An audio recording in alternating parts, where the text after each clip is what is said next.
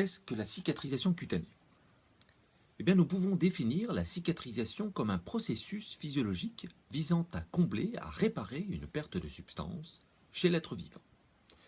Chez l'être humain, à la différence d'autres êtres vivants, comme la salamandre par exemple, la régénération tissulaire spontanée n'existe pas.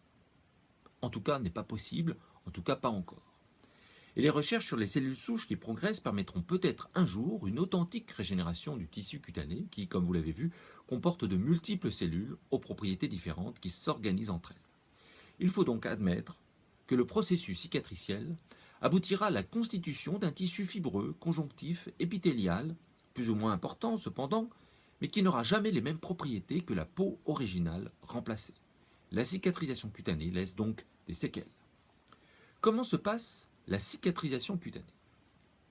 Eh bien, la physiologie de la cicatrisation cutanée amène à considérer plusieurs phases successives. Pour simplifier, nous allons séparer ces différentes phases en trois phases essentielles. La première est la phase vasculaire, inflammatoire, puis la phase de bourgeonnement, et enfin la phase d'épidermisation. Ces phases existent aussi bien en cicatrisation primaire qu'en cicatrisation secondaire. Cependant, leur durée, leur importance et au final le résultat variera bien entendu en fonction du mode de cicatrisation de la plaie. Détaillons dorénavant ces différentes phases afin de comprendre leur objectif et la manière dont celles-ci s'articulent. La première phase est la phase vasculaire et inflammatoire.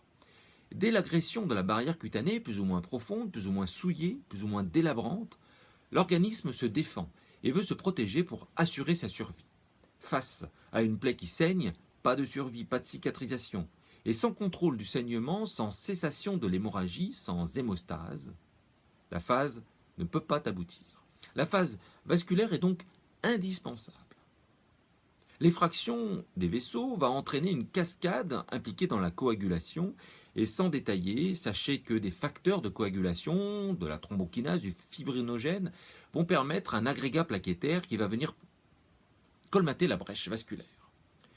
Bien entendu, manuellement ou chirurgicalement, vous pouvez permettre d'accélérer cette phase d'hémostase par une coagulation, par une ligature.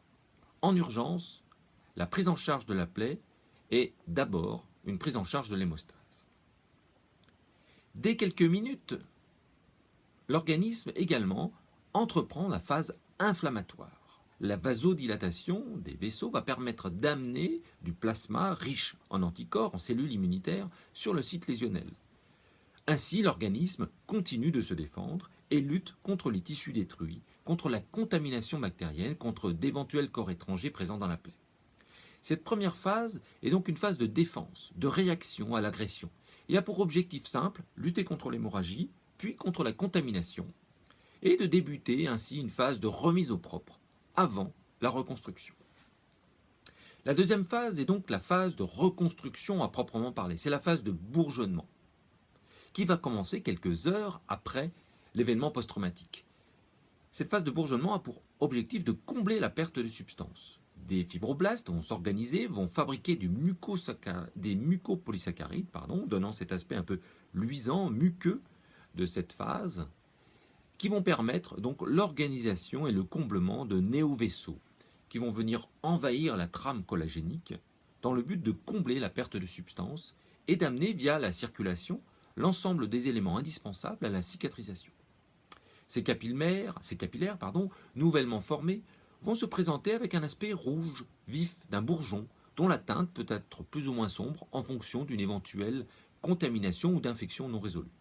Cette seconde phase est donc une phase de comblement, de reconstruction, qui va débuter immédiatement après la phase vasculaire et inflammatoire. Faciliter le bourgeonnement sans excès, gérer l'exudat, gérer d'éventuels problèmes de surinfection sans altérer les conditions locales propices à cette phase spécifique, vont être les enjeux des pansements et des soins à réaliser. A noter qu'en phase de cicatrisation primaire, cette phase va être réduite à sa plus simple expression. Seul l'espace séparant les berges cutanées sera concerné. À la suite de cette seconde phase, va survenir la troisième phase qui va venir achever le processus de cicatrisation, lequel va se poursuivre par un remodelage cicatriciel qui peut prendre plusieurs mois, voire une année. Cette phase, c'est la phase d'épidermisation. Au cours de cette phase, les cellules épidermiques périphériques vont se multiplier par mitose et vont migrer vers la périphérie, vers le centre, en glissant sur le bourgeon nouvellement formé afin de combler et de refermer la perte de substance. Cette phase succédera à cette phase de comblement et il faudra lutter contre un hyperbourgeonnement qui pourra limiter cette phase d'épidermisation. Favoriser l'épidermisation en entretenant le bourgeon, sans le stimuler, sans le faire saigner, va être un objectif des soins à cette phase ici.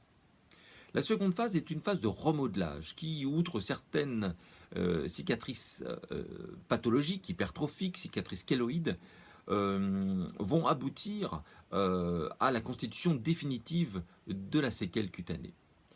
Cette phase pourra faire l'objet d'appareillage, d'applications locales, de pansements plus ou moins compressifs, de silicone, voire de soins type rééducation, massage, LPG, voire de soins thermaux. Ainsi, vous avez pu aborder à travers ce module les 3 phases de la cicatrisation cutanée, que celle-ci soit primaire ou secondaire. La première phase, immédiatement après la constitution de la plaie, l'organisme réagit, met tout en œuvre pour stopper le saignement. Les soins à cette occasion pourront permettre notamment l'hémostase, première étape du processus de réparation. De manière concomitante, la phase inflammatoire va venir apporter en première ligne les éléments de défense immunitaire et l'ensemble des constituants nécessaires à la phase de reconstruction qui va débuter à proprement parler par la deuxième phase, la phase de bourgeonnement. Une fois cette phase aboutie, quand la perte de substance est comblée, l'organisme finalise le processus par une phase d'épidermisation à partir des berges de la plaie vers le centre, venant ainsi refermer le défect et permettre la fin des pansements, mais pas toujours la fin des soins, puisque la maturation cicatricielle évolue encore sur pratiquement 1 an, hors conditions pathologiques.